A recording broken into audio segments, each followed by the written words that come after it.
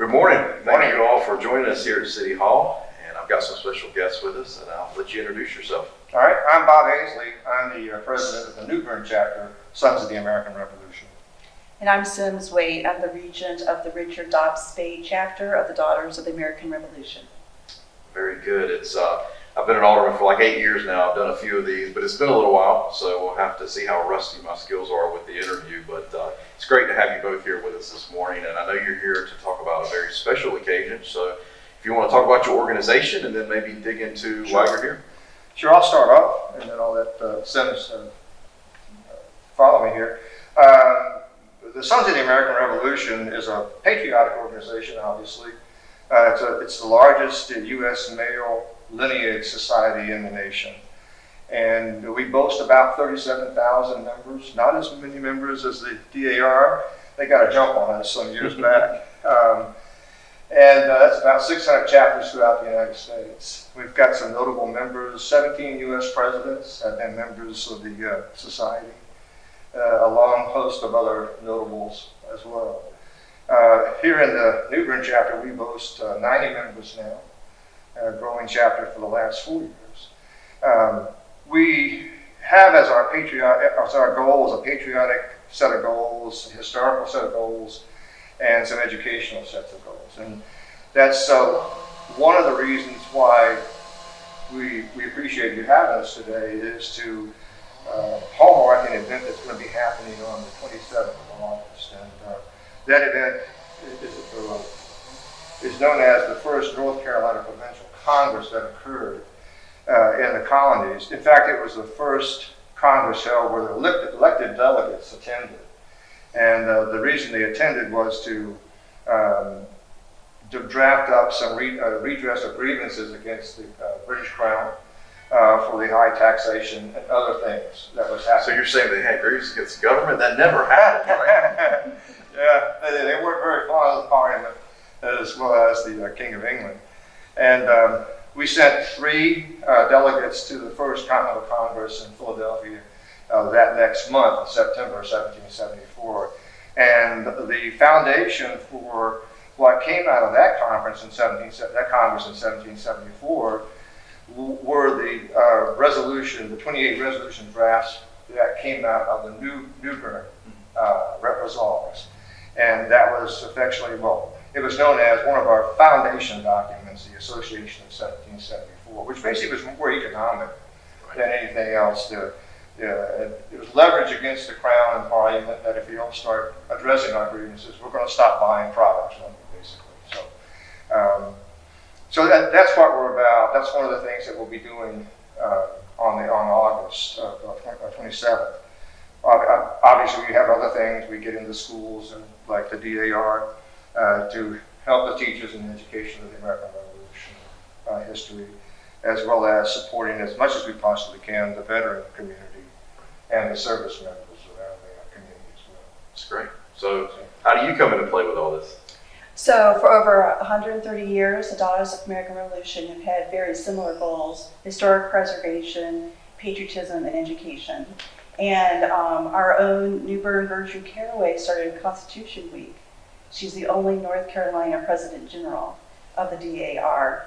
And so the New Bern Resolves, which were in August, lead right into Constitution Week, which is in September 17th to the 22nd. And so we're very happy to be doing this with the SAR. And it's a great event. We did it last year, and I think this year will be even better. That's great. So Bob, where exactly is the event going to be held, and what can folks expect when they come? Good. We're going to start off with the procession down Middle Street. And it will begin right at the parking lot of the Centenary United Methodist Church, right there next to the Federal Building. And we'll have a compendium of DAR members and SAR members. Some will be dressed up in colonial attire. We'll have a color guard. Is it going to be the summer version of the dress? Because it's going to be hot on August 27th. Well, if you got polyester or cotton, it's best to wear that time of year. Most of us have woolies. And I think I lost 5 pounds last year because it was really hot. But anyway, that's the perils, I guess, behind that. Gives you an appreciation for what they had to do. But we'll start off there and have a procession with the assistance of some of the other patriotic organizations. For example, we'll be joined this year by St. John's Lodge Number 3, the Masons. And the reason they'll be playing is of the 71 delegates that attended the first NC Provincial Congress, 17 were Masons, and very well educated people, and were leaders. Many of them belong to the Sons of Liberty, and they stirred the pot quite a bit. And so they'll be participating, and an arm of the Masons, the National Sojourners, who share very much the same patriotic mission that we do, will be joining this year for the first time, and we're excited about that.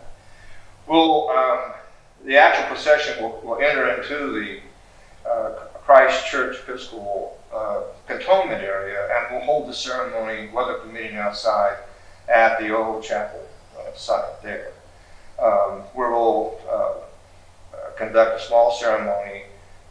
We have Miss Sarah Kuntz, who is the North Carolina archivist, will be our keynote speaker. And she's also the chairwoman of NC America 250, which is the upcoming 250th anniversary of our nation's birth. And she'll be tying in the events of the Resolves with what her committee is trying to set out for us in I guess, a couple of years, 3 years, 4 years. What time is the event? Yeah, we'll start, the procession will start at about 9:45 in the morning, and then we expect the conclusion to be around 11 o'clock. And for those folks that's watching, they'd like some more information. Is there a website or Facebook or social media? Yes, that's simply by going to ncsssar.org, and you can access our website there as well. So, and we'll have all that information posted up. Okay, so for people who want to attend, it's going to start again. Let's just give them the logistics and the time. So Okay, sure. The public is welcome. In fact, we invite the public to attend because it's a community kind of an event, and I think you'll enjoy it. We will start right at 9:45. I would suggest getting to a seat there a little bit shortly before that, but the procession will start at 9:45, and we'll come down Middle Street and then enter into the chapel site there at the Episcopal Church.